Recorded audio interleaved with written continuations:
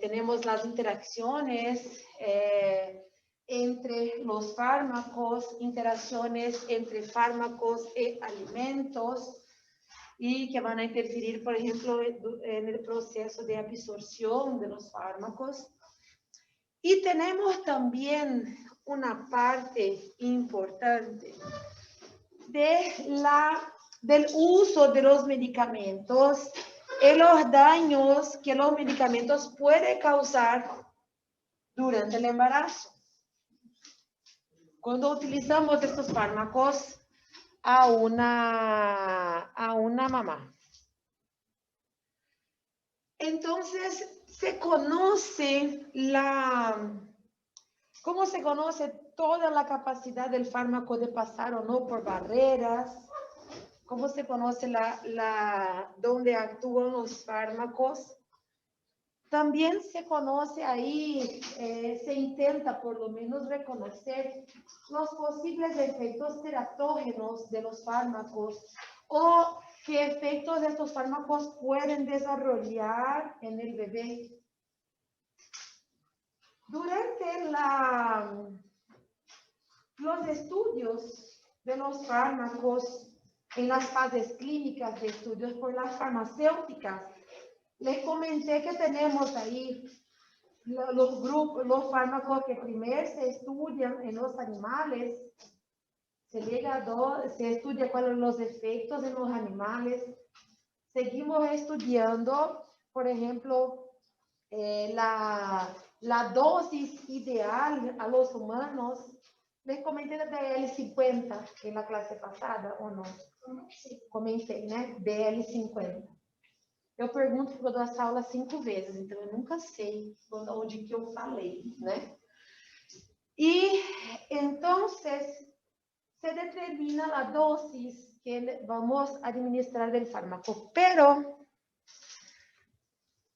no hay un grupo de embarazadas que vamos testar el fármaco, ¿verdad?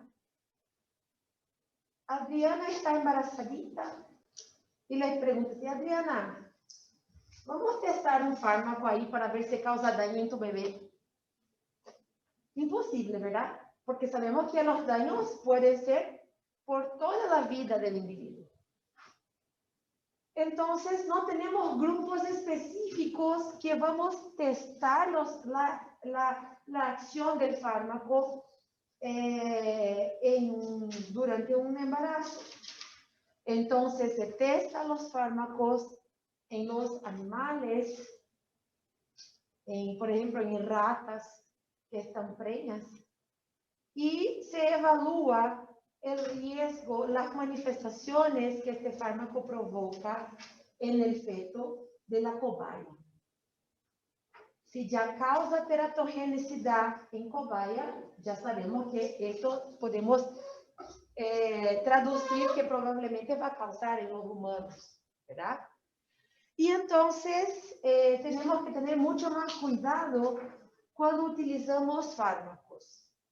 Todos los fármacos, ellos pasan a su comercialización con un dato importante en el prospecto de los fármacos, porque hay las categorías de seguridad para utilizar los fármacos durante el embarazo. A, B, C, D y X. Cuando nosotros, si tenemos una embarazada y que estamos atendiendo ahí en el momento, en una urgencia,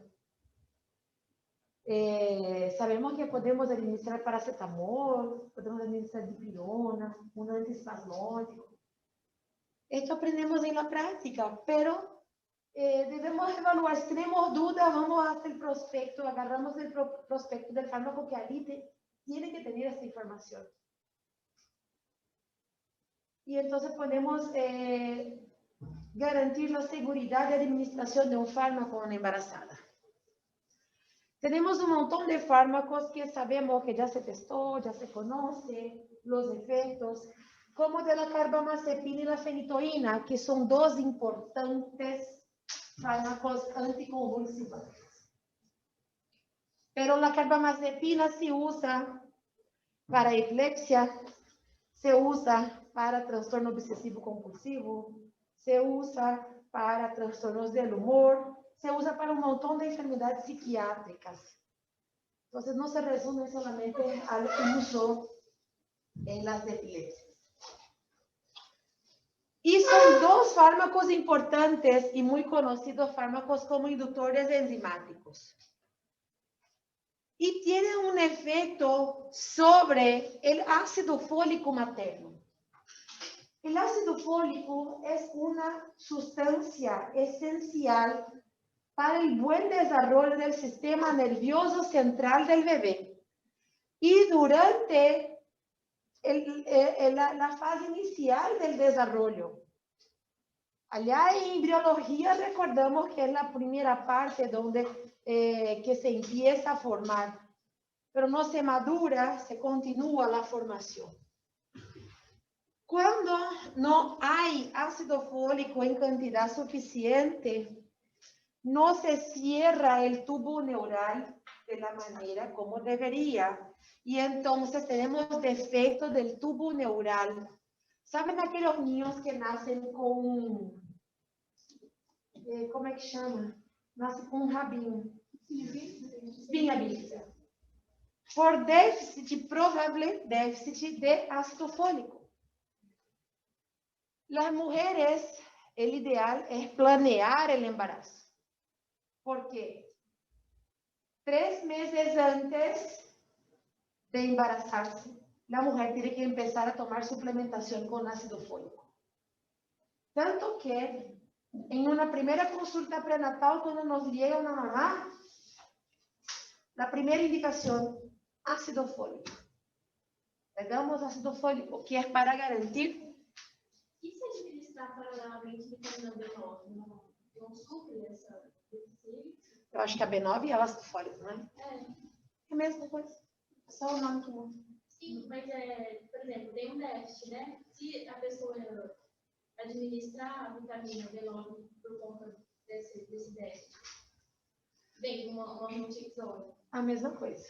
Ela tem que também repor. Vai alterar. Ela tem que repor, só que a maneira mais rápida e mais fácil é o ácido fólico, em forma de ácido fólico mesmo. Comprimidos únicos de ácido fólico. Não, sim, então. Ou da B9, que é a mesma coisa. Não, a minha pergunta é assim, a pessoa toma um medicamento. Ele provoca a diminuição do ácido fólico, né? E se do organismo. E se a pessoa ingerir um comprimidinho de vitamina B9? Não compensa. Não, tá bem, eu não entendi o que ela me perguntou. Tá bem, você está repondo o que está perdendo. Isso. Você está repondo o que está perdendo, não tem problema. Só que o ideal é a mulher que está grávida não usar esses medicamentos. Tem que mudar. Sim, sim. Mas o que acontece? Uma mulher em idade fértil que utiliza esses fármacos, a gente já espera que ela tenha uma diminuição do ácido fólico. Aí o que acontece? Se tem uma alimentação adequada, ácido fólico tem na maioria dos vegetais verdes, né? Se você come na maneira adequada, não vai diminuir a níveis tão baixos. Porque a gente tem depósito de ácido fólico. Fala. Doutora, mas ela diminui a absorção, seria os receptores de ácido fólico que estariam sendo inibidos? Mesmo se eu tomasse... Receptor, não. Porque mesmo se eu tomasse o ácido fólico, a absorção está diminuída, não a minha síntese. Tudo bem.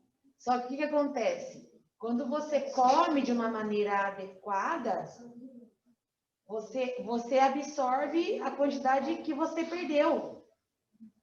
Geralmente, quando tem uma alimentação adequada, você tem um aporte até maior do que as suas necessidades diárias. O problema é que assim, não se come de maneira adequada, né? A grande maioria. Entendeu? Tá, diminui a absorção, eu entendi. Só que assim, quando você geralmente... Você mais do que o que precisa. Exatamente, aí, de forma, exatamente. Compensa, tá? Compensa. Aqui, quantas pessoas vocês conhecem que tiveram filhos com espinha bífida, com transtorno? É muito difícil. Por quê? Mesmo as mulheres em uso de fármacos assim. Porque na alimentação você repõe com maior facilidade, tá? Mas se conhece essa diminuição da absorção do ácido fólico. Doutora, a mulher embaraçada vai tomar esses fármacos em quais situações? Que fármaco? Esses que alteram a absorção da nossa forma. O ideal é que ela não tome. E aí, quando que não se administra durante a gravidez. Identifiquei uma mulher que toma esses medicamentos e que ela está no início da gravidez, a gente troca o anticonvulsivante. Anticonvulsivante. Aí a carbamazepina, você vai ver, serve com um montão de coisas, transtorno do humor, bipolaridade. Sim, aí muda. Tá? É só um medicamento que você toma prolongada, né? Ou aí em situações que se toma por um período. Estes medicamentos, em general, por forma prolongada. La fenitoína, por ejemplo, podemos utilizar en la urgencia para casos refractarios de convulsión. Pero ahí es una aplicación aguda. Pero los individuos suelen tomar de manera crónica estos fármacos. ¿Ah? Sulfa con trimetoprim, que es un otro antibiótico, que actúa sobre la producción del ácido fólico de la bacteria. Y nosotros tenemos que administrar ácido folínico a muchos pacientes que utilizan por largo periodo de tiempo. ¿Cuál es el nombre de ese? Sulfamethoxazol con trimetoprim. Bactrim. É o nome do medicamento e o nome comercial desse, né?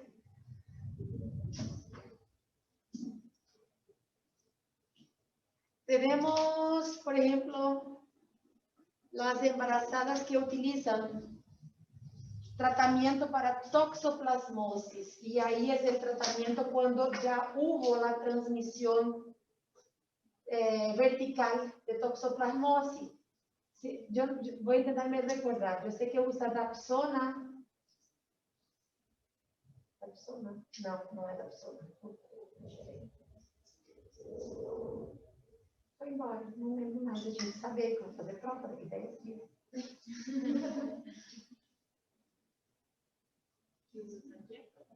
Para toxoplasmose. É pirimetamina. Pode pesquisar para você me ajudar. É pirimetamina, ácido folínico e... Clinda? Não. Pirimetamina você tomou. Espiramicina. Clinda? A Clinda atua também. Pirimetamina, clindamicina, espiramicina e folinato de cálcio. Mas a Clinda não entra no protocolo. A Clinda não entra. Então, Mas a Clinda não é antibiótico, então? Sim, porque você tem antibiótico que age em parásito. Ele age não só na toxoplasma, como na tabuloide estolítica e no balantio cólico, ele atua também. E aí, a pirimetamina, ácido folínico, sulfadiazina, pirimetamina e ácido folínico. E o ácido folínico é para suprir o déficit de ácido fólico que se genera por este tratamento. Y esto estamos hablando del tratamiento para el bebé. La mamá toma, pero sirve para tratar al bebé y no a la mamá. Porque el tratamiento de la mamá es con espiramicina. Y entonces, por ejemplo, cuando es un déficit, si se genera un déficit de una vitamina, nosotros podemos reponer las vitaminas. Y se resuelve el problema, ¿verdad? O se evita que surja el problema. Pero en el caso de la talidomida, este es todo un tema. A partir del accidente con la talidomida, que se empezó a mirar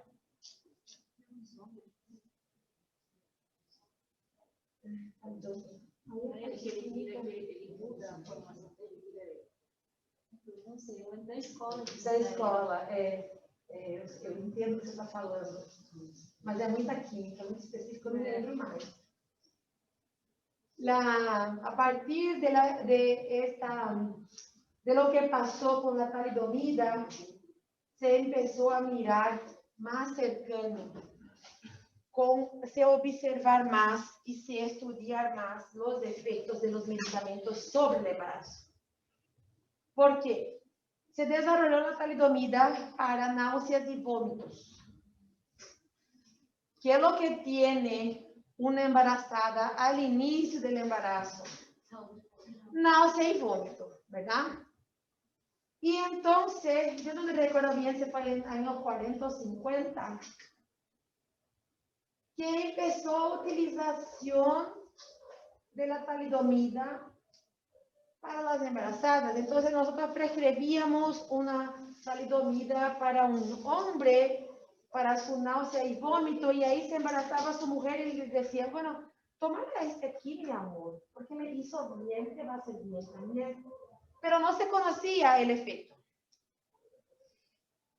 Y cómo empezó la utilización por la población en general, se observó que las mujeres embarazadas que habían utilizado talidomida, durante el primer trimestre,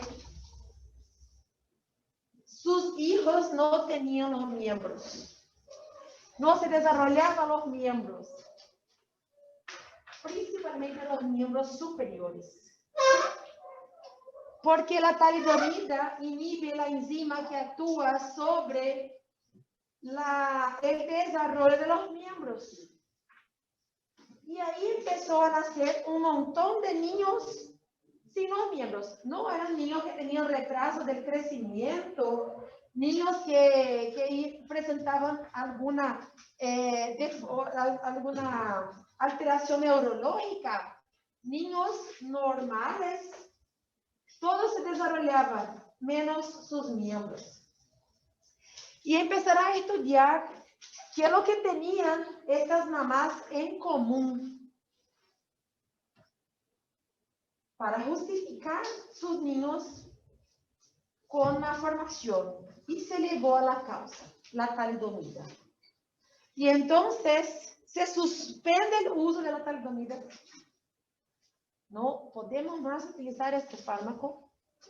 Y por muchos y muchos años no se usó más talidomida, porque altera la expresión génica y causa malformaciones. Pero a partir de los años 2000,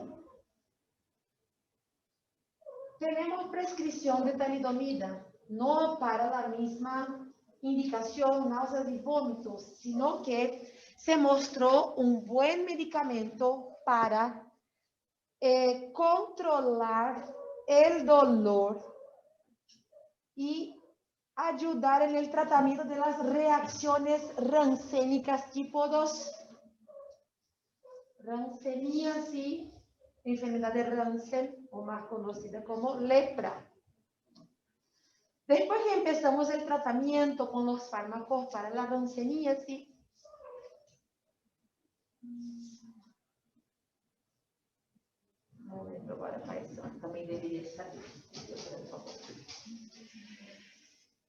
los individuos pueden presentar estas reacciones rancénicas que no justifican la suspensión del tratamiento, porque utiliza o por 6 meses o por un año. Porque la ranceniasis es una enfermedad que causa anestesia, ¿verdad? Causa alteraciones de los troncos nerviosos. Pero tras el inicio del tratamiento, el individuo puede desarrollar esas reacciones rancénicas, incluso después que se terminó el tratamiento. Y ahí la talidomida se mostró un eficaz fármaco para contener estas reacciones rancénicas. No le administramos a todos los individuos, pero a aquellos que presentan. Claro que no vamos a administrar a una mujer que está en edad fértil, porque mismo que tome su anticonceptivo, ella tiene riesgo de embarazarse. Y embarazo con talidomida, sinónimo de malformación.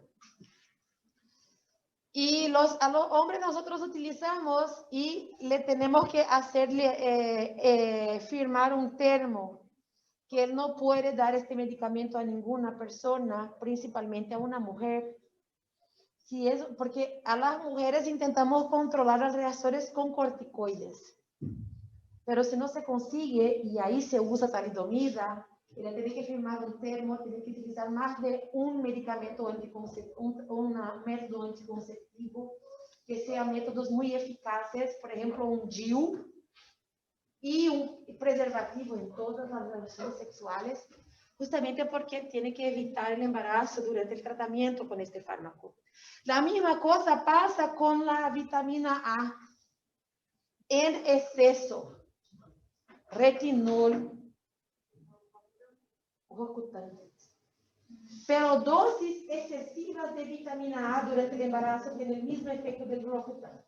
O pessoal falando que não pode tomar, falou que essa é 2 anos até poder ter. Sí, porque él tiene depósito, ¿verdad? Él se deposita y vamos a tener ahí su acción por largos periodos de tiempo. Entonces nosotros no reponemos vitamina A en dosis elevadas, sino que dosis bajas en polivitamínicos en general nada pasa a esta mamá. Pero dosis elevadas no puede utilizar. ¿Por qué? Porque causa malformaciones. Misoprostol, más conocido como Cytotec. La aspirina y la ergotamina causan alteraciones vasculares uteroplacentarias que pueden resultar en el paso de sangre en cantidades disminuidas al bebé y ahí tenemos un retraso del crecimiento intrauterino. Miren, el bebé se forma de manera normal, pero él no crece. Porque no le llega oxígeno, sangre, sustratos, nutrientes y todo lo que él necesita de una manera más adecuada. ¿Sabe cómo? ¿Qué es lo que pasa? El misoprostol es un fármaco que es una derivada de la prostaglandina, ¿verdad? Cuando nosotros administramos misoprostol de manera tópica, localizado, en el cuello uterino, ahí sí promueve la maduración del cuello uterino. Porque para ver el parto tiene que haber cambios en el cuello y contracciones uterinas. El misoprostol se usa para aborto, ¿verdad? De manera indiscriminada. Pero es un fármaco que nosotros utilizamos para, por ejemplo, que queremos madurar el cuello de una embarazada. Queremos acelerar su parto porque se necesita, ¿no? Hacemos con frecuencia. Pero si tenemos una embarazada que tiene, por ejemplo, un aborto retenido, ella estaba embarazada, pero tu bebé murió en su útero. Podemos madurar el útero y favorecer la eliminación. Porque ¿cómo vamos a retirar? ¿Verdad? Entonces se madura el útero con aplicación local del misoprostol. Ahí se administra oxitocina, causa contracción. ¿Sí? ¿Se entiende, amor? Sí. Aí acá tenemos una cosa medio ninja, así. El libro cita, pero no conseguimos nunca hacer el diagnóstico de esta posible efecto teratógeno. Y el libro también nos cita el medicamento que causa. Agentes genotóxicos que actúan sobre las células germinales del embrión, que va a causar teratogenia en la próxima generación. ¿Cómo entendemos eso? Imaginen que yo estoy embarazada de una niña y el efecto teratógeno del fármaco es sobre las células germinales de mi niña. No vamos a diagnosticar ninguna alteración en su crecimiento y en su desarrollo. pero ahí ella es una adulta enferma. ¿Entiendes? Mas, doutora, quando você fala assim que não se sabe os medicamentos que causam, como que sabe Sabe que é o que existe, medicamento? sabe? Não. Então, isso que eu falei, que você nunca vai fazer o diagnóstico disso daí. Mas sabe que pode acontecer. Entendeu? Eu coloquei aí, porque vocês vão ler e não vão entender. Não é que não vão entender. Não, vocês vão entender, mas vocês vão demorar um pouquinho mais de tempo para entender. E foi o tempo que eu demorei para entender quando eu li o livro pela primeira vez. Né? Então, só para que vocês entendam, mas não, esse é muito difícil, a gente não vai ter aí essa... Não vamos ter como comprovar isso. Aí, acá temos um problema que este é comum. Madres alcoólicas crônicas. Aquela mamá que toma todas. Incluso durante o embarazo. Se conoce. ¿Melhoró un poquito?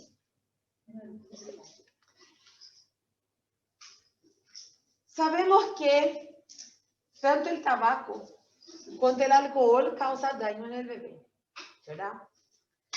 El tabaco sabe que el daño es dosis dependiente. Entonces, cuanto más fuma la mamá, mayor va a ser el daño en su bebé.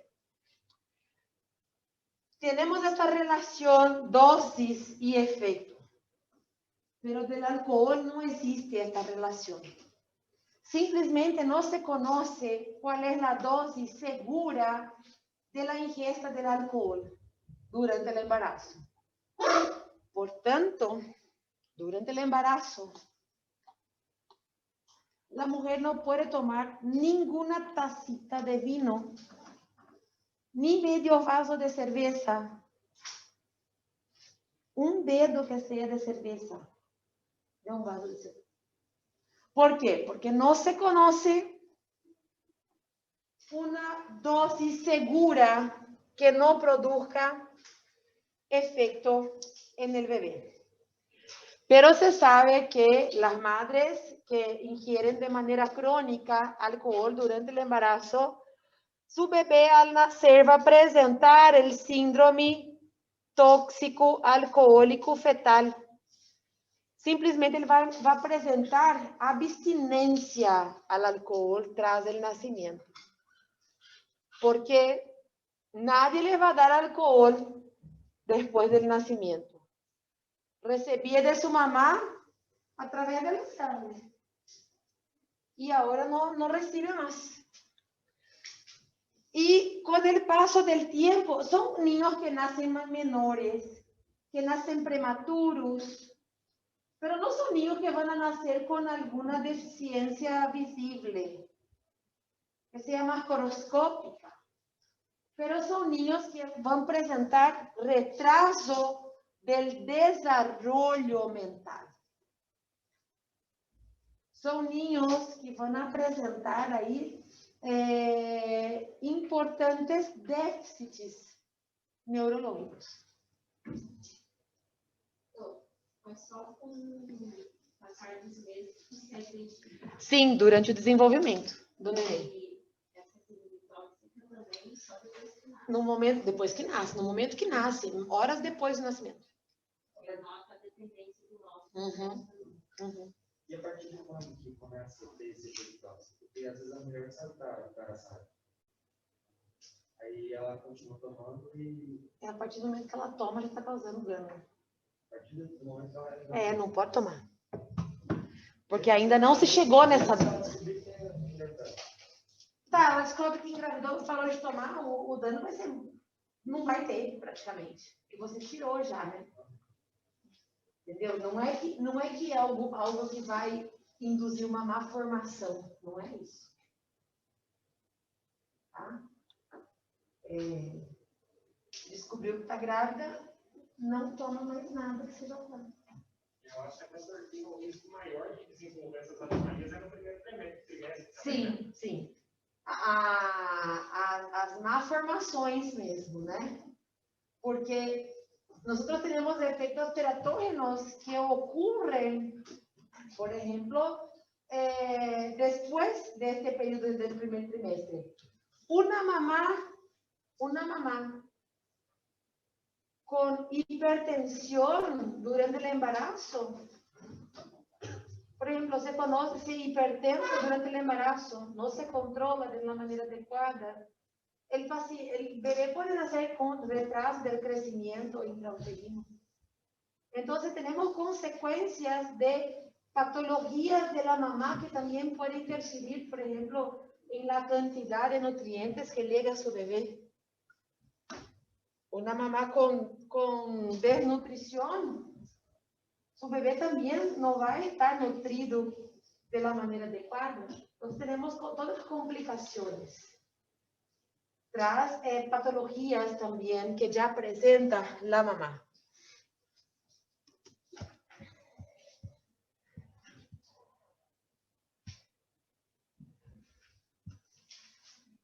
Y las reacciones tóxicas directas son aquellas acciones directas del fármaco sobre las células. Entonces, tenemos ahí fármacos que pueden inducir daños celulares de manera directa.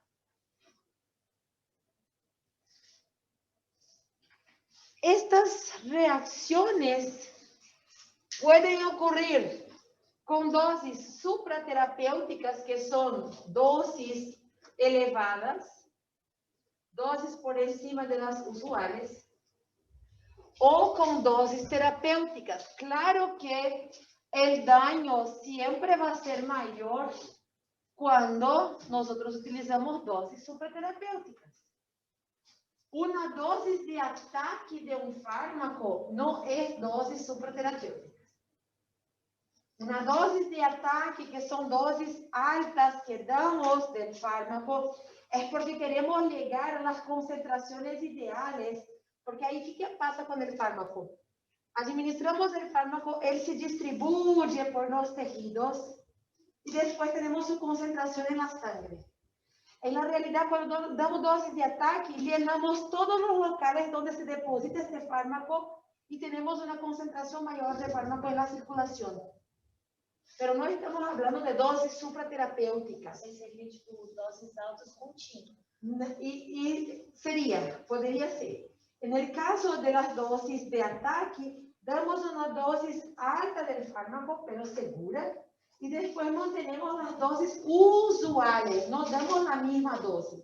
Se mantiene con dosis usuales porque conseguimos mantener un nivel adecuado en la sangre en la misma proporción que se está eliminando el fármaco.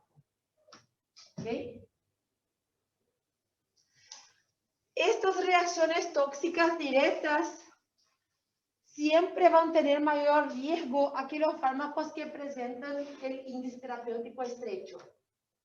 Ya hablamos más de una vez del índice terapéutico, ¿verdad?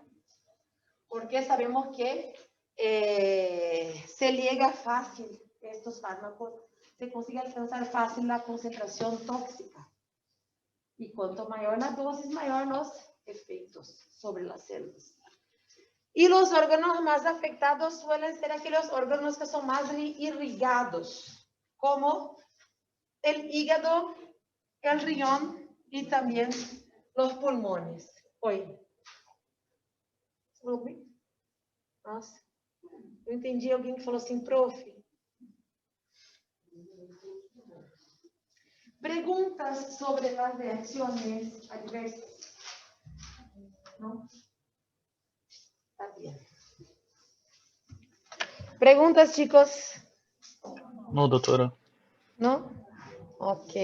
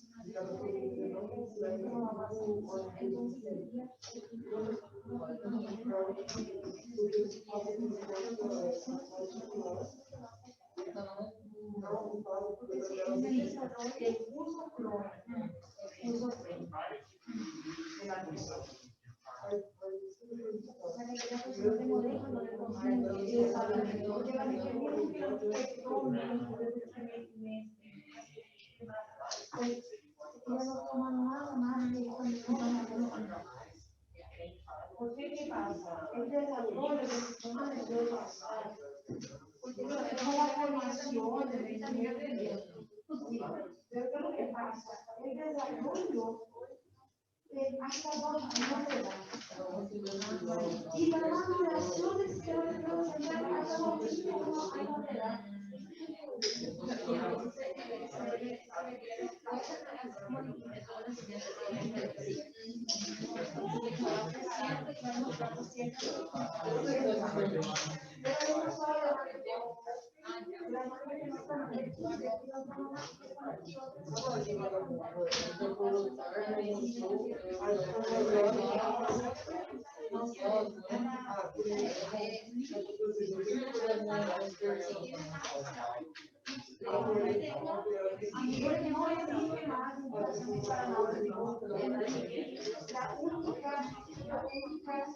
indicación para reacción de la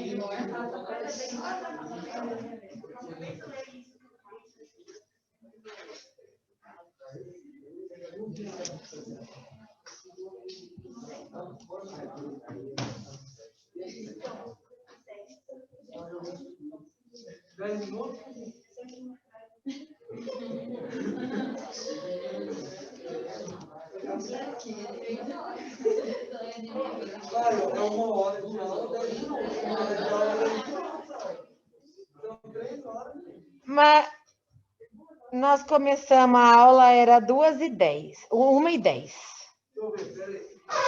Então nem vem com graça para cima de mim, não. Posso dar mais 15 minutos de aula antes de você vir reclamar qualquer coisa. Tá? Esse João é liso.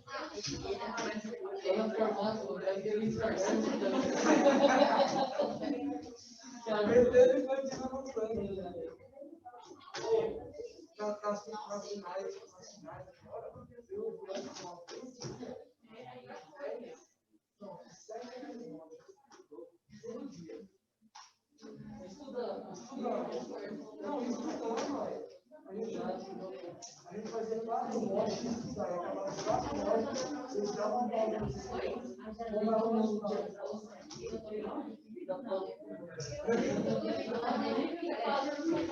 Não, posso falar.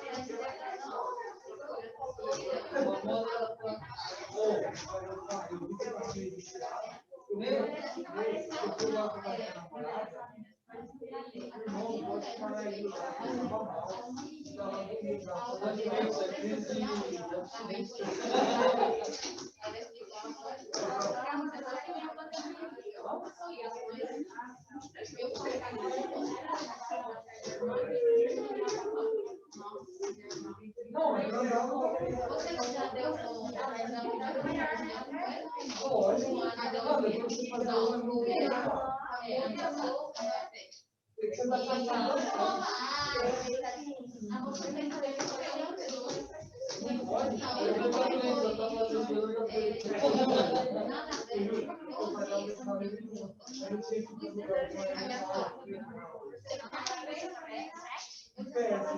Hã? 8.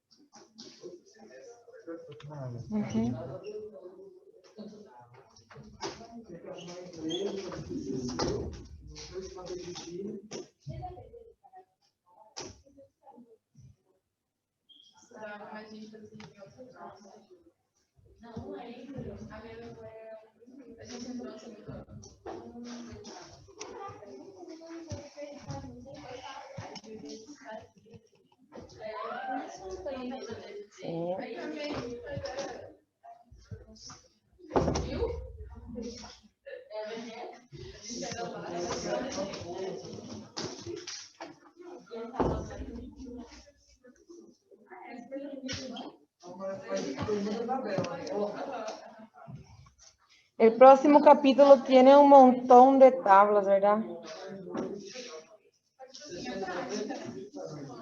Pero no quiero que memoricen las tablas. No se preocupen. Bueno.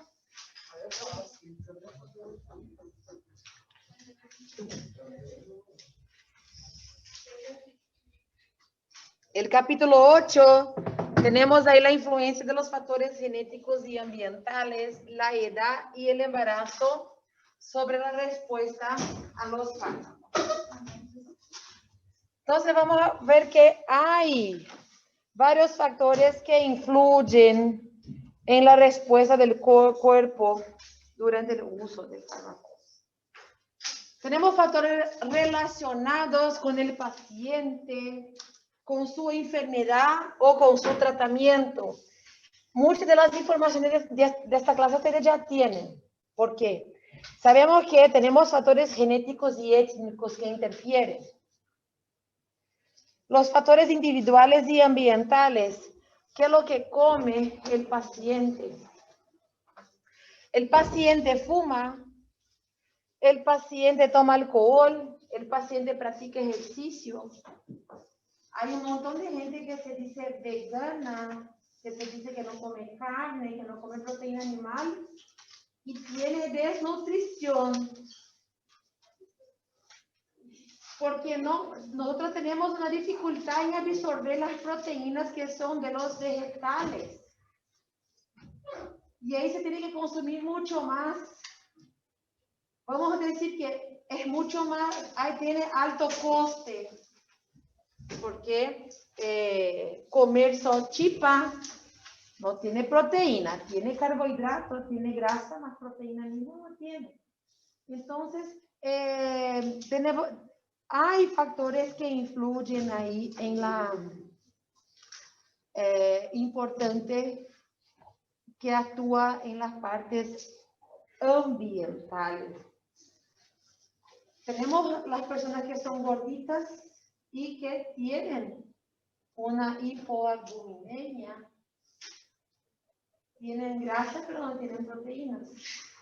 Las proteínas son las transportadoras, ¿verdad? De los fármacos.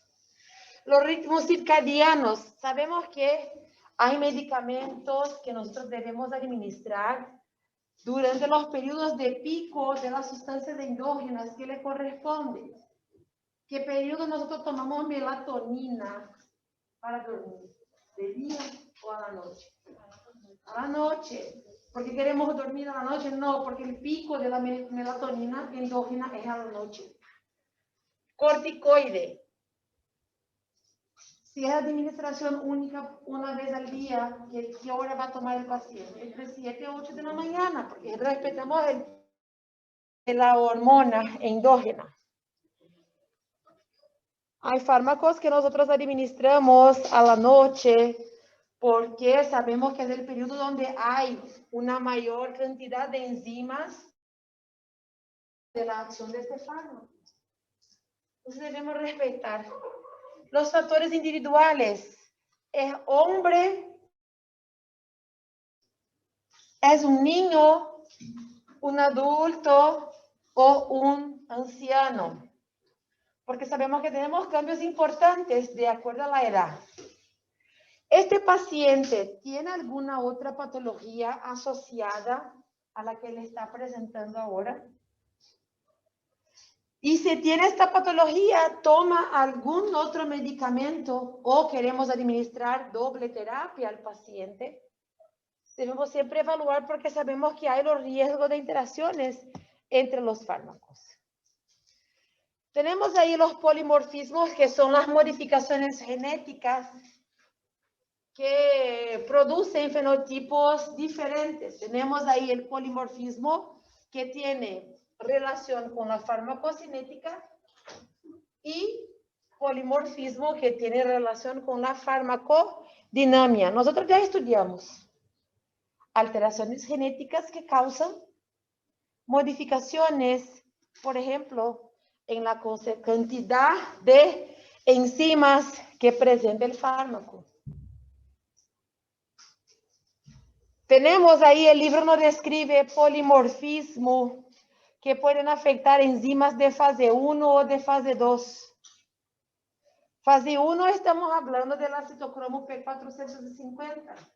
Y fase 2 estamos hablando de aquellas enzimas, las transferasas, que actúan para tornar el fármaco más o menos liposoluble, un poco más soluble para poder eliminar a través de los riñones. Tenemos el polimorfismo en los transportadores y ahí estamos hablando principalmente de las proteínas transportadoras, ¿verdad? Y se recuerden que proteínas son las responsables por mantener el fármaco dentro de los vasos, igual hace con la agua, para que el fármaco pueda cumplir su acción donde tiene que estar, libre de las proteínas para difundirse por los tejidos. Los polimorfismos farmacodinámicos que van a afectar la eficacia de los fármacos o que pueden aumentar la incidencia de las reacciones adversas de estos fármacos pueden estar relacionados con todo lo que está involucrado en los procesos farmacodinámicos. Los receptores que son las proteínas que están expresadas en la membrana de las células o los receptores que están dentro del citoplasma celular. Pero también tenemos receptores que son proteínas que son blancos. Recuerden que los receptores son los blancos de los fármacos. ¿Ya? Tenemos los receptores propiamente dichos, pero tenemos las proteínas que pueden actuar como el receptor para el fármaco. Las proteínas pueden ser blanco de acción de los fármacos. Las enzimas, tenemos fármacos que vamos a estudiar que inhiben la acción de las enzimas. Y no estoy hablando de las enzimas hepáticas que metabolizan. Estoy hablando de las enzimas como blanco de los antibióticos, como blanco de los fármacos. Tenemos, por ejemplo, fármacos que son inhibidores de la acetilcolinesterasa, la enzima que degrada la acetilcolina de la fenda sináptica, que administramos en casos de Alzheimer. Miren, ¿cuál es el blanco del medicamento? La enzima. Ustedes estudiaron en el capítulo con el doctor Saúl, dos tipos de receptores, ¿verdad? De locales de acción de los fármacos, ¿verdad? Y otras dianas específicas que pueden ser determinados marcadores de superficie celular, otras sustancias que no son enzimas y proteínas o receptores propiamente. Tenemos los factores genéticos y étnicos y los factores, acá vamos a hablar prácticamente de los factores étnicos. Miren que el libro nos trae un dato que podemos observar. Los cambios que hay en las enzimas metabolizadoras de acuerdo a la etnia de los pacientes. Caucasianos, negros y orientales. Miren que los negros tienen mayor probabilidad de desarrollar ahí cambios que le permiten metabolizar de manera lenta los medicamentos que dependen de esta enzima aquí, CYP2C19. Los caucasianos metabolizan de manera lenta dos enzimas, CYP2D6 e 2C9. Não quero que vocês memorizem isso, é para entender que temos diferenças entre as etnias. Ok? Sabemos que los negros son más resistentes al tratamiento de la hipertensión arterial, dependiendo del grado de hipertensión que presenta el paciente. Y por ser negro ya empezamos con 2 medicamentos. Y dependiendo hasta 3 medicamentos para ver, porque sabemos que son más resistentes. Y los asiáticos también ya conocemos como un factor de riesgo para cáncer de la parte gastrointestinal, ¿verdad? Acá tenemos una tabla que no voy a leer, pero quiero que ustedes repasen en casa la tabla.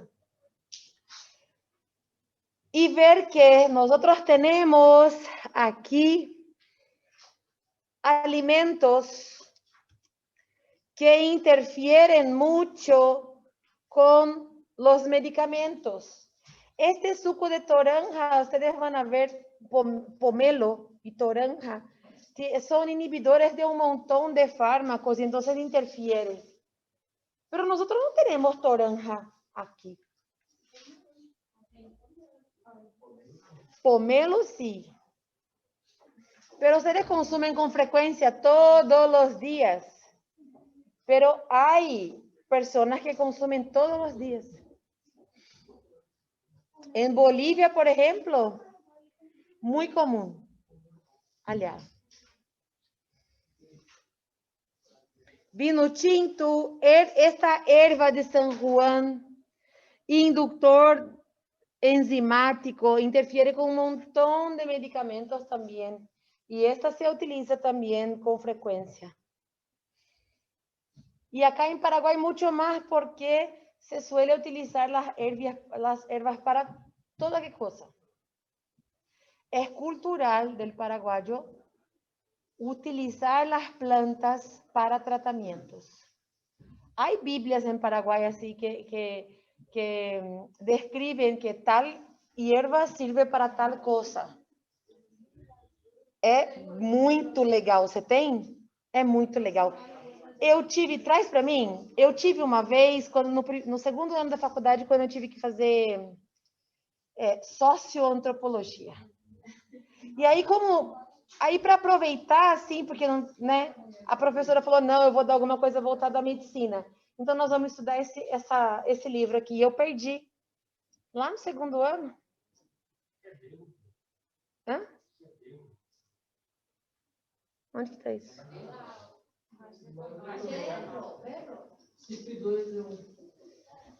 Peraí, que eu não... Etanol. Deixa eu achar aí o etanol. É isso mesmo. Agrião. Achou? Ah, aqui. Tá, eu não sei não o que é. Agrião? Quiero que observen que tenemos alimentos que pueden inducir o inhibir grupos enzimáticos, pero también no quiero que memoricen ninguna de estas tablas. Ah, vou mudar de ideia, então. Tenemos aquí una tabla que después quiero que lean en casa por curiosidad, porque también no les voy a cobrar. Es de una publicación en una revista farmacéutica, los fármacos y alimentos, las interacciones e influencias en la terapéutica. Tenemos acá el ácido salicílico con dietas a base de frutas, verduras, fibras.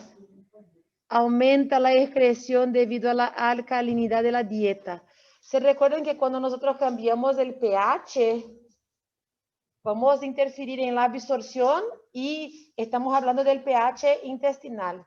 Pero si cambiamos el pH urinario, también se cambia la excreción de los fármacos.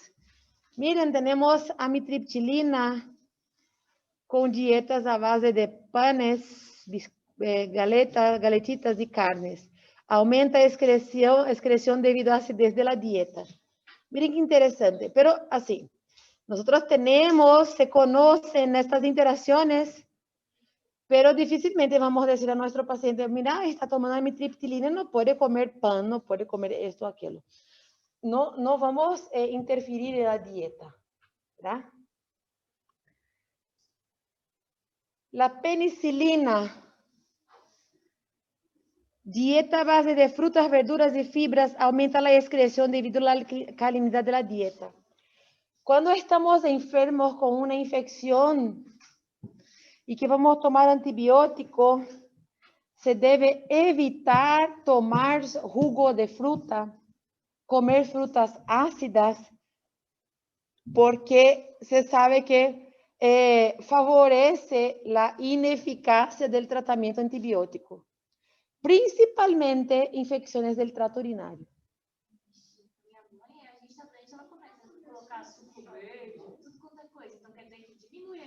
Se você estiver tomando antibiótico, né? Se estiver tomando antibiótico, principalmente a penicilina aí, ó, que é um dos medicamentos de eleição para você poder para infecção de via urinária. Vamos ver o que mais que temos aqui.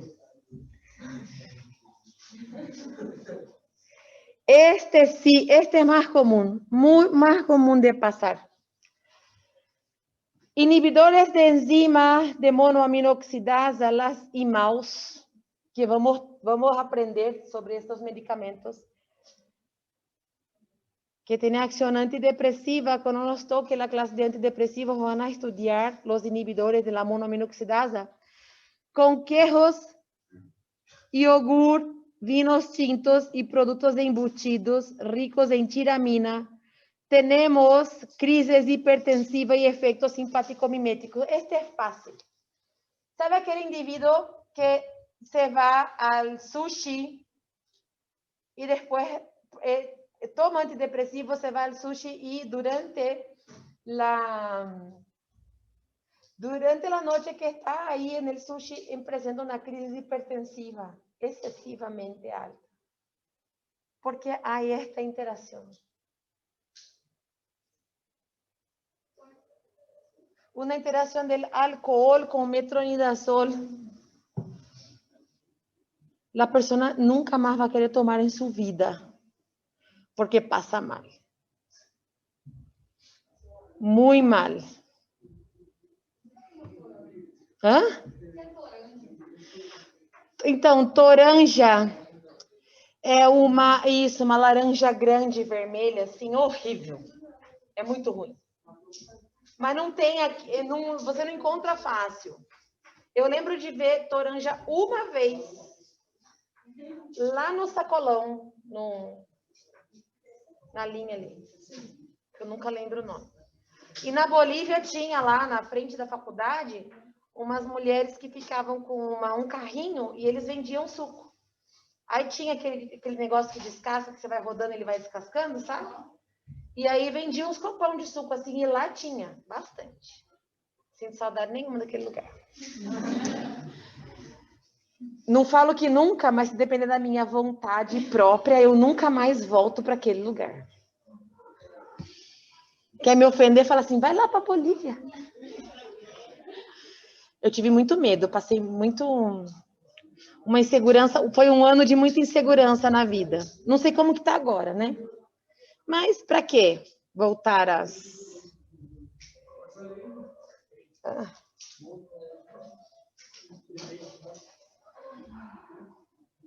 Óleo mineral, que tem efeito para facilitar a evacuação, y vitaminas liposolubles. Disminuye la absorción por el menor tiempo del tránsito intestinal. Porque si va a aumentar el tránsito intestinal, no va a permitir que la sustancia se quede por el periodo suficiente para se absorber.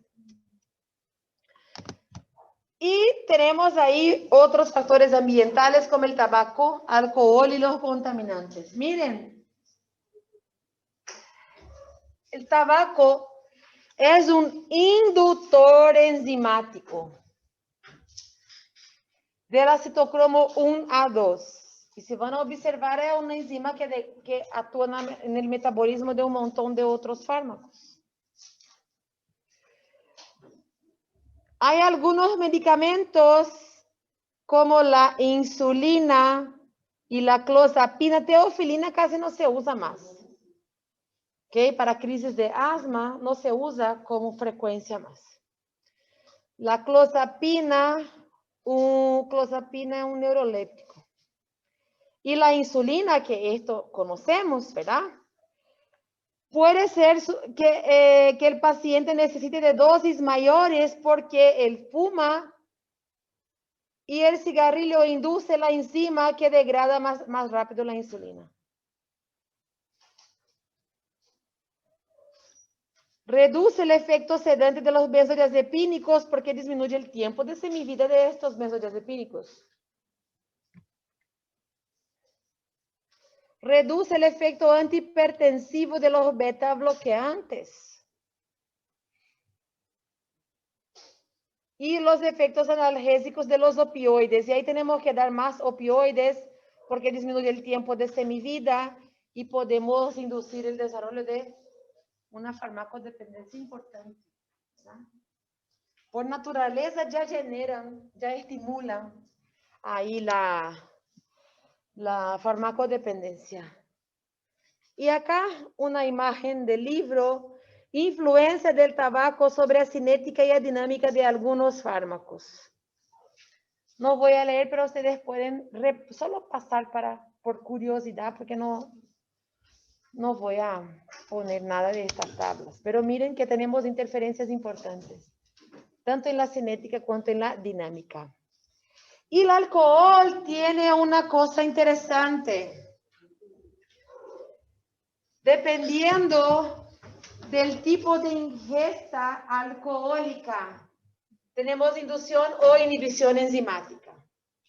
Esta es una pregunta que puede salir en el examen. Já estou, quem não estava nem anotando já pegou a caneta e já anotou.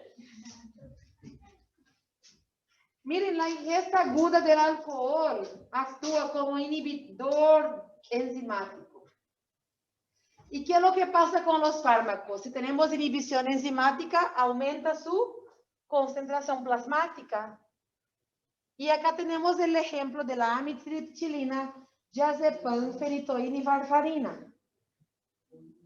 Estos fármacos suelen tener ahí podemos utilizar, como el índice terapéutico no es estrecho, entonces son más seguros.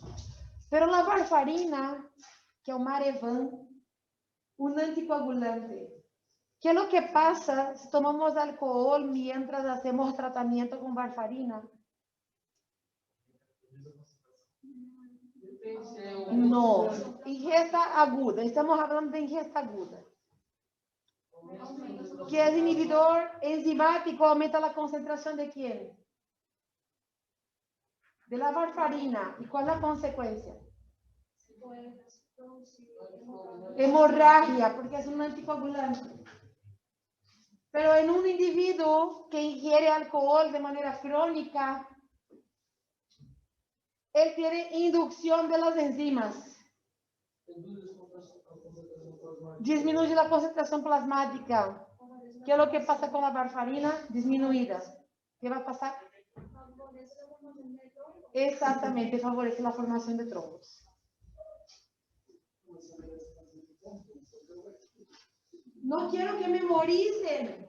Yo quiero que ustedes entiendan que ¿qué es lo que pasa cuando tenemos inducción enzimática?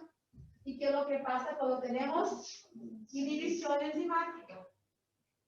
No es para que memoricen los fármacos que son inductores, inhibidores. Con el paso del tiempo vamos a aprender que la fenitoína y carbamazepina son inductores enzimáticos. Con la práctica nosotros vamos a ir memorizando. Y nunca debemos ingerir paracetamol con alcohol, porque esta asociación incrementa muchísimo la hepatotoxicidad del paracetamol. Y el individuo puede hacer una hepatitis medicamentosa. Importante. Entonces, no podemos administrar paracetamol antes de 6 horas de la ingesta, en máximo, vamos a administrar en el máximo de 6 horas antes de la ingesta o 6 horas después de la ingesta del alcohol. Porque ya hubo el tiempo de la metabolización y eliminación de la mayor parte del paracetamol. Porque podemos administrar cada 6 horas. ¿Verdad? Entonces, el tiempo del aclaramiento del paracetamol y no causar hepatotoxicidad cuando asociado al alcohol. Los contaminantes ambientales muchas veces en el proceso de su biotransformación, que es la misma cosa de metabolización, pueden generar metabolitos que son más tóxicos que el producto propiamente dicho. y entonces desarrollar una mayor toxicidad hasta efectos carcinógenos. Entonces debemos evitar ahí el contacto con contaminantes ambientales, ¿verdad? O disminuir al máximo el contacto. Um contaminante ambiental, por exemplo, você inala uma substância que está num ambiente, como é que eu vou... pode ser, um inseticida. E o metabolismo dele gera um metabólito que é mais tóxico. E ele vai causar mais dano ainda. O dano pode ser agudo, que vai nesse momento, vai ter manifestações, ou pode ser um dano que se apresenta com um câncer no futuro. Porque tem efeito carcinogênico. Porque ele induz modificações celulares. Mas aí não está relacionado com o medicamento, sim com o... Não, nós estamos falando dos contaminantes ambientais em geral. Isso. Pronto, mas não é porque eles vão se acumulando, isso vai fazendo a... Então, você pode ter as manifestações agudas, não é tanto por ele se acumular, mas sim pelo potencial carcinogênico dele. Porque você pode ter acúmulo sem ter câmbios celulares, entendeu? É claro que quanto maior o acúmulo, maior vai ser a exposição e maior a chance de ter o câncer. Agora eu dou intervalo para você, João. Para vocês, né?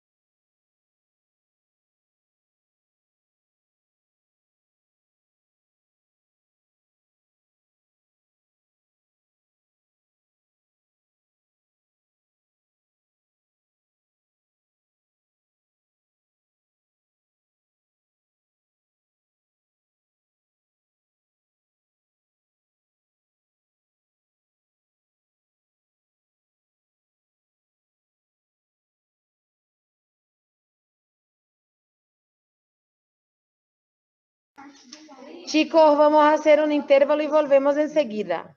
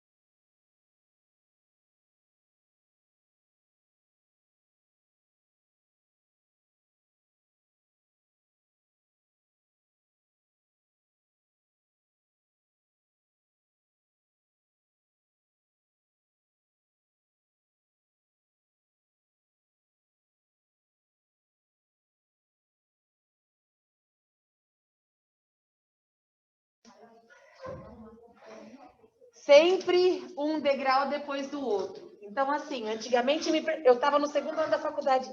E o revalida? Não sei. Como que você não sabe? Falta tanto tempo ainda que eu tenho que me preocupar de terminar o segundo ano. E o revalida? Eu não sei. Não, primeiro eu vou terminar o terceiro ano. E assim foi até o sexto ano. Aí que eu fui me preocupar. Depois que eu terminei a faculdade, que eu fui me preocupar. Falei, agora sim, agora é o meu momento. Adiantava me preocupar lá atrás, o quanto de coisa que mudou desde que eu entrei na faculdade até agora, né? O quanto que tudo bem que foi se tornando muito mais difícil, mas, como diz mamãe, você não é todo mundo, se vira. E sou bem redondinha, né? É facinho. Então, não é? Então, assim, eu falo que nós temos que nos preocupar com aquilo que é do nosso momento agora. Adianta vocês quererem comprar curso, mede céu, mede curso, mede isso, mede aquilo? Agora? Não adianta. Eu falo, e às vezes a gente se sente até um pouco para trás, né? A gente sente como se a gente não estivesse acompanhando os colegas, né? Porque o povo lá começa a fazer medicurso no quarto ano, quinto ano, não sei o quê. Um curso caro e que você não tem tempo de aproveitar ele, entendeu? E aí, às vezes eu me sentia, eu falava assim, gente, parece que eu tô atrás dos meus amigos. Mas não tem problema. Agora não é o momento. E realmente não foi o momento, porque eu falo que tudo tem um momento. Então, assim, não se sintam atrás, não se sintam porque vocês não estão fazendo um curso, ou porque vocês não estão fazendo uma prática, ou porque vocês não estão fazendo tal coisa. Tudo tem um momento certo. E a vida vai ficando muito mais leve quando vocês aceitam isso, viu? Muito, muito, muito mais leve. É tudo muito mais tranquilo. A gente aceita até melhor as derrotas, porque você fala assim, aquele não era o meu momento. Eu vou ficar triste? Eu vou ficar triste. A gente tem direito de ficar triste. Quando a gente quer muito uma coisa e não consegue. Mas aquele não era o nosso momento, né? Então, eu falo que tudo... A gente tem o poder de tornar as coisas mais simples. É só não dar ouvido para quem não merece. Tá? Esse povo que fala que tudo é difícil, porque o povo adora fazer terrorismo, eu nunca vi. Nunca vi. Não é? É. E vocês podem fazer a diferença, tá? Não fazer isso com quem tá vindo atrás de vocês.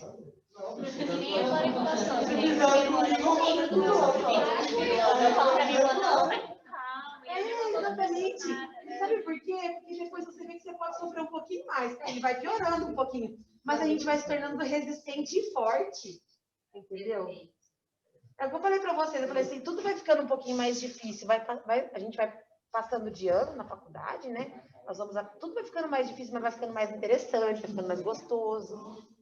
Né? Bom, temos aí os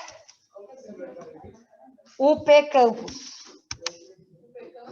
Você não perguntou para mim mesmo? Mas tudo bem, eu sou enxerida mesmo, então tá bom. Você pode. Ué. Eu brinco com o João desde sempre, né? Ele para na rua, ele grita na rua. Eu também, entendeu? Para os meninos, o que vocês estão fazendo aqui? Pode ir embora. É assim, já tá tarde para ficar na rua.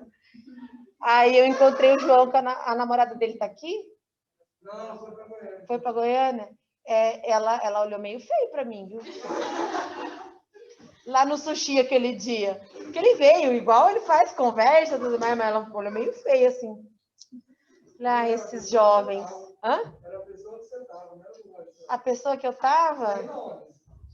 Mas eu estava com... Bom, então nem fala, porque eu estava com mais de uma pessoa, não era nem... Tinha um menino e uma menina. Tinha um menino e duas meninas. Uma menina, a outra estava no banheiro. Mas vou lembrar quem é que foi pro banheiro. Sei lá que ela... Depois você me conta o babado, então. Bueno. Ritmos circadianos y otros ritmos que están relacionados con la cronofarmacología, que nosotros ya vimos ahí que debemos respetar los ritmos circadianos para algunos fármacos. Y miren que tenemos acá un ejemplo en las mujeres, porque nosotros tenemos el estrógeno. Este que está en rosado acá. El estrógeno es un inductor enzimático fantástico. Entonces, nosotros vamos a tener un ritmo de metabolización diferente que acompaña los ciclos femeninos. Esto ocurre, pero no suele tener consecuencias. Pero si estamos utilizando dosis mínimas para control de las convulsiones en una mujer en edad fértil, ella tiene un riesgo de producir crisis durante los periodos menstruales porque tenemos un aumento del estrógeno en la sangre de esta paciente. Esto puede pasar. Esto tenemos como ejemplo. Porque fenitoína sufre interferencia del estrógeno que disminuye la concentración plasmática de ella y el desarrollo de crisis menstrual. Gente, esse ciclo até hoje eu tenho dificuldade para entender. Eu entendo, demora uma semana e eu já não lembro mais. E a gente tem que saber tudo, de tudo, de tudo, de tudo. E eu falei assim que só Jesus na causa. Miren, ¿por qué las mujeres se emborrachan más rápido que los hombres? Porque las mujeres tienen menores cantidades de enzimas que metabolizan, que degradan el alcohol en el intestino. Si tenemos menos enzimas, quiere decir que tenemos más alcohol para se absorber y entonces las mujeres se emborrachan más rápido que los hombres. Porque en nuestra composición de nuestro cuerpo tenemos menos enzimas, esta acetaldehído deshidrogenasa de manera natural. Pero nosotros tenemos también una menor cantidad de esterasas intestinales que degradan a la aspirina y entonces también tenemos mayor biodisponibilidad de la aspirina. Y se recuerdan que las mujeres también tienen mayor porcentaje de grasa corporal y ahí vamos a tener una alteración en la distribución de los fármacos. En general, por presentarnos mayor proporción de grasa cuando comparamos a los hombres, los fármacos que son extremadamente liposolubles van a tener mayor tiempo de semivida, porque cuanto mayor la liposolubilidad, mayor la distribución de los fármacos por nuestro cuerpo. Quiere decir que el fármaco consigue pasar por las membranas de una manera más fácil y se puede depositar en los tejidos. Hay muchos fármacos ahí que tenemos el efecto, que llamamos de efectos de rebote del fármaco. Imagina, porque hay acúmulo y en el momento que acumula en la grasa y se queda ahí, en el momento que el individuo decide practicar actividades físicas, empieza a quebrar la grasa y se libera el fármaco y él tiene reacciones tóxicas a este fármaco. Esto puede pasar.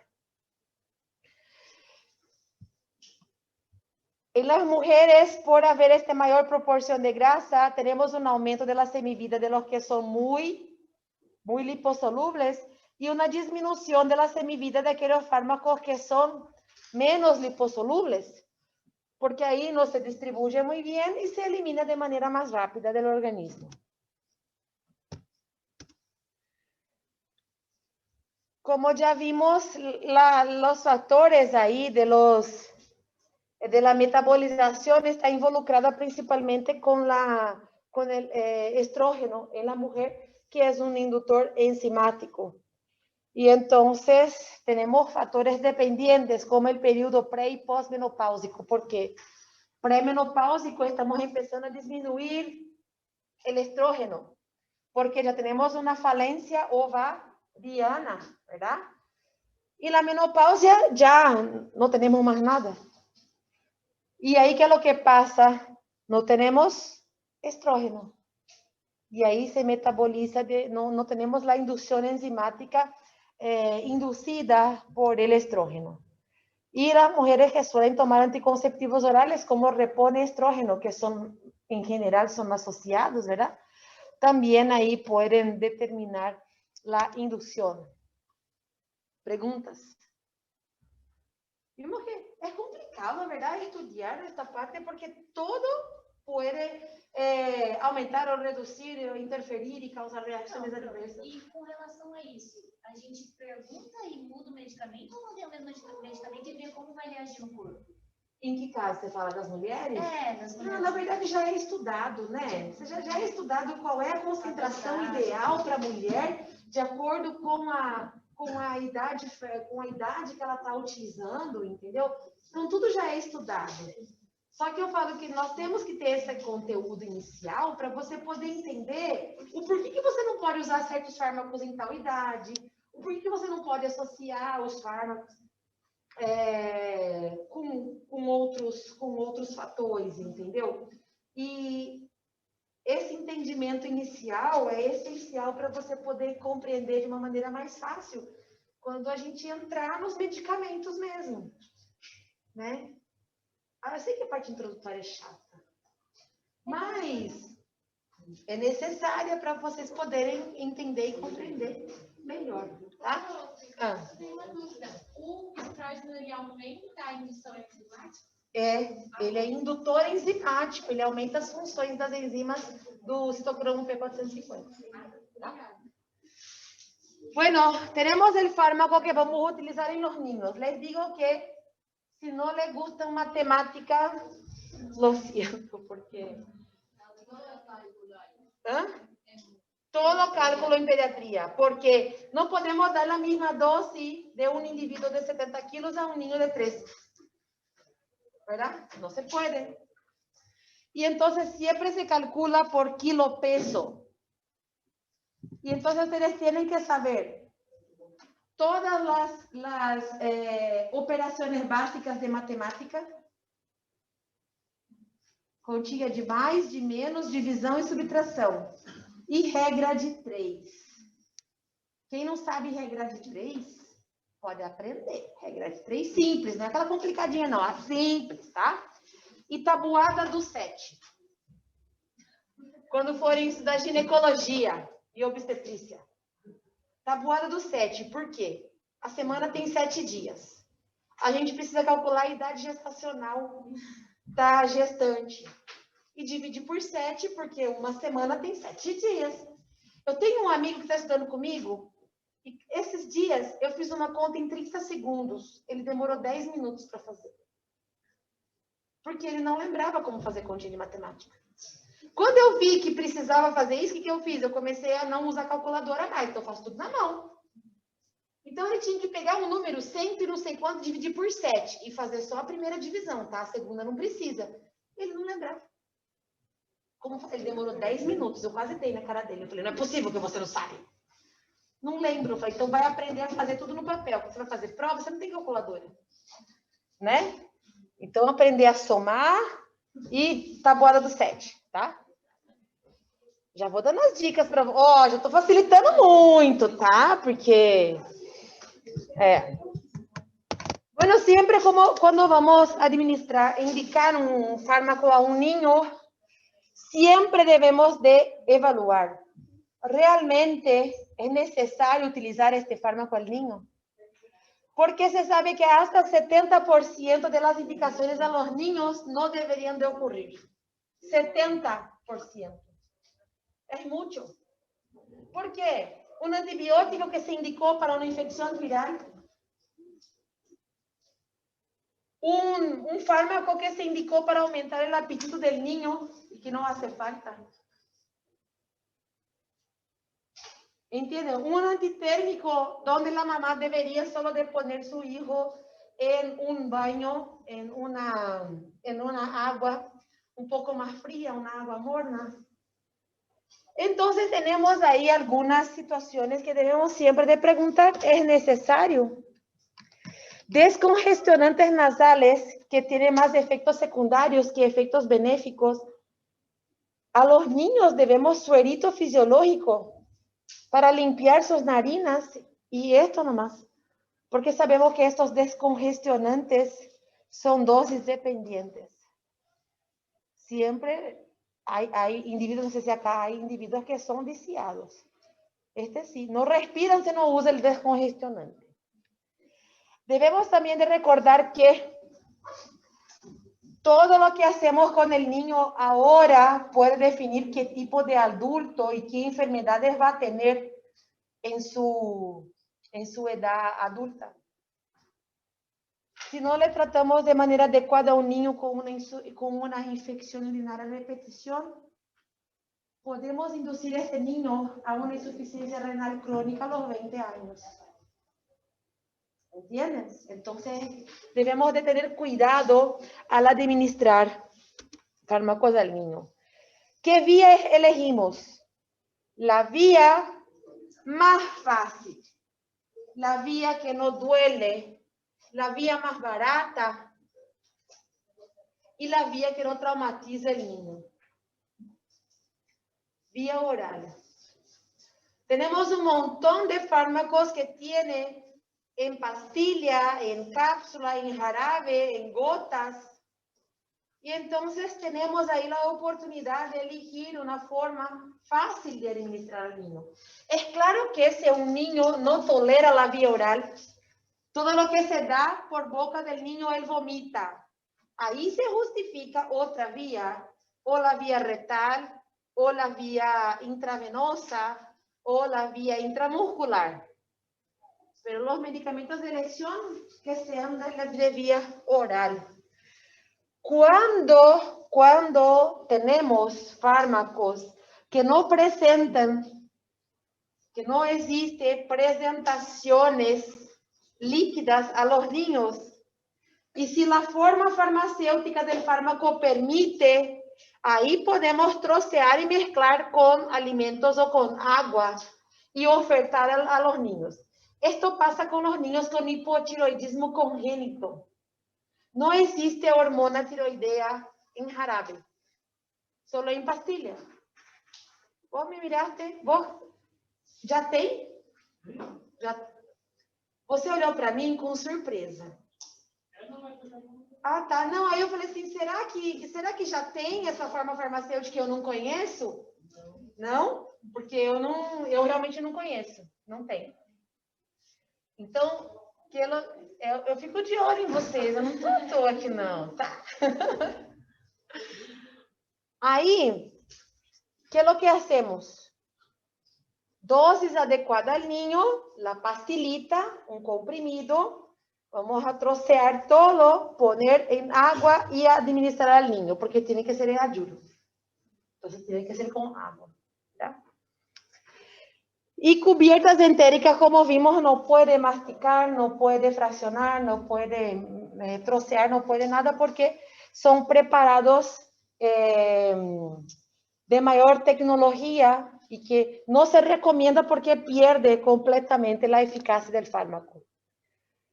¿Qué vía administrar? Vía retal evitar, pero quiero ver quién consigue agarrar un acceso venoso de un niño con convulsión. Imposible. Y ahí podemos elegir la vía retal. Si el niño vomita mucho, vía oral no tolera, la intravenosa le duele muchísimo, podemos administrar vía retal. Y saben que la vía retal se absorbe en alta velocidad. Y mitad de la concentración pasa por mecanismo del primer paso en el hígado y la otra mitad circulación sistémica. Todo lo que se administra por vía retal. ¿Se recuerdan de la clase de farmacocinética, verdad? Vía inhalatoria Cuando nosotros tenemos ahí la opción de beta-2 adrenérgicos y anticolinérgicos y corticoides que hacemos la nebulización. O, por ejemplo, durante la pandemia no se recomienda nebulización en hospital, ¿verdad? Y entonces hay unos aparatitos donde tenemos la mascarilla y un dispositivo que permite administrar un medicamento por vía inhalatoria al niño sin realizar las nebulizaciones. Esto nos toca en la clase de asma, que son una mascarilla tipo aquellas que nosotros ponemos para hacer la nebulización, pero que está unida a un dispositivo y acá al final tenemos la bombinha, el PAF. Y ahí el niño respira y él inhala aquel aire que está en el dispositivo y al exhalar, exhala y el aire no vuelve. Y entonces él se queda respirando en este dispositivo y conseguimos hacer la administración de la vía inhalatoria a este niño, sin dolor y sin problemas. Y la intramuscular no ofrece ventaja, solo para... y a mí me molesta muchísimo que las mamás, vení acá, te voy a llevar al hospital para que te pongan una inyección. Así. Y ellos se traumatizan porque si es necesario irse al hospital, ya van llorando. Y no nos permite examinar. E você sabe que eu não gosto muito de criança, né? Então, já fico já... Gente, no meu internato tinha um menininho que eu queria matar ele, literalmente. Ele ficava 24 horas por dia. Se ele não estava dormindo, se ele estava acordado, ele falava assim, abuela! Abuela! E muitas vezes a avó dele do lado, tá? Então, tá, independente, ele ficava assim o dia inteiro, mas ele já estava irritando todo mundo. Hã? Dá sedativo? Não pode, né? Ó, gente, vocês estão vendo? João, não, senhor, não pode. Mas olha, mas não foi só eu que queria matar o tal do menininho, não, porque, olha, o menininho, a avó, a mãe, todo mundo, né? Não deixava, de jeito nenhum. Espera aí que tem o líder do grupo A.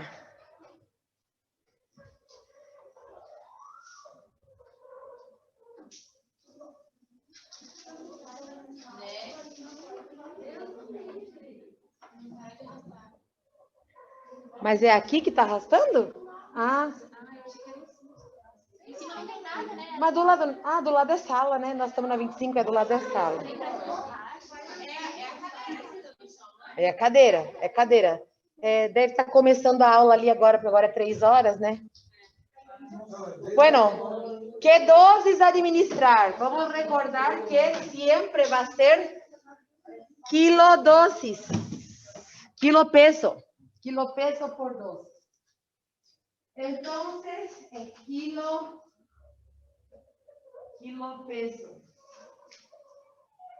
que puede ser por dosis o puede ser kilopesos por día. Vamos a suponer el antibiótico en general viene kilodosis. Vamos a suponer un fármaco de 100 miligramos que nosotros debemos administrar en la presentación del fármaco. Presentación no. La dosis que debemos administrar el fármaco al niño, 100 miligramos cada kilo peso.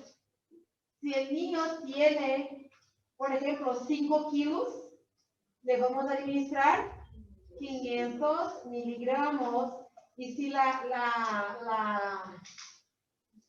indicación viene por dosis, entonces 500 kilogramos por dosis.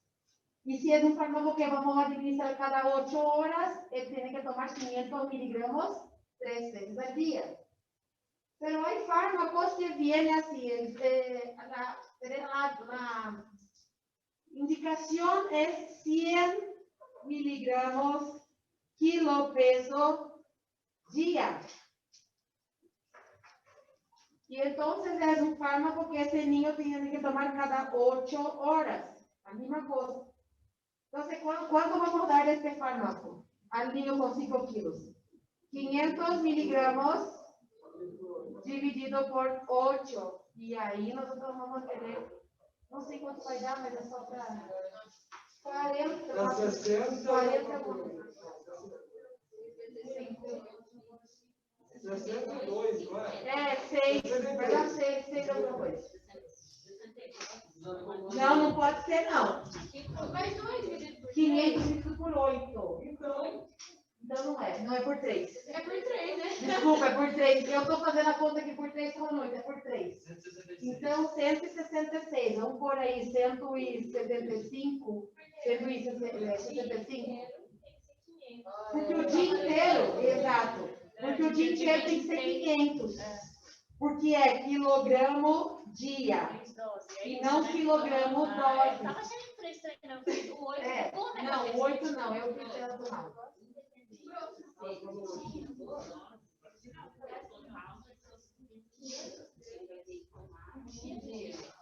Não.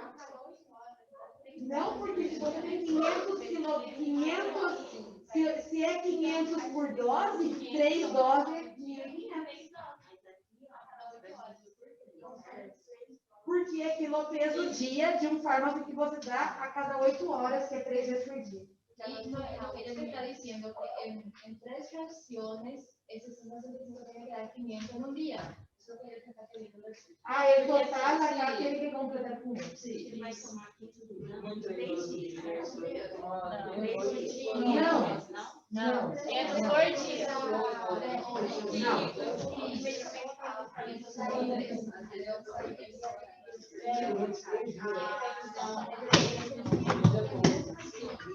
Ó, vamos supor, a amoxicilina, se não me engano, a dose é de 50 a 100 miligramas, quilo-peso dose. Vamos supor uma criança de 5 quilos. De 50 a 100 miligramas, tá? Aí eu vou decidir quanto eu quero dar essa criança. Ah, então, dependendo da criança, do quanto, do que ela está apresentando, eu posso escolher entre essa dose. 60, 70, vamos supor, vamos escolher os 100 miligramas. Então, eu vou dar 100 miligramas, que é a dose que eu vou dar para essa criança. Quilo-dose, tá? Então, quer dizer que ela tem 5 quilos, então é 500 miligramas. Como é quilodose, eu vou dar 500 miligramas cada 8 horas, porque é para dar cada 8 horas. Sim, aí, por exemplo, a indicação é por 10 dias. Sim, mas o outro é outra parte. O outro, vamos supor, eu não me lembro de nenhum medicamento agora para falar da dose. Vamos supor que eu tenho um anti-inflamatório, aonde a indicação dele é 100 miligramas quilo-peso dia. Aí esse é um fármaco que ele tem que ser administrado a cada 12 horas. Essa criança tem 5 quilos. Vou pôr outro peso. Vamos pôr 700. Você tem 7 quilos. Se essa criança tem 7 quilos, eu tenho que dar quanto? 700 miligramas por dia. Como eu tenho que dividir essa dose a cada 12 horas, eu vou dar 350 miligramas às 6 horas da manhã e vou dar 350 miligramas às 6 horas da tarde. Entenderam? O 500 de cima dividiu? Por que ficou a cada 8 horas? Eu não entendi. Aqui não. É. Aqui eu estou falando para você que nós temos um medicamento que a dose recomendada, o cálculo que a gente faz, é quilodose.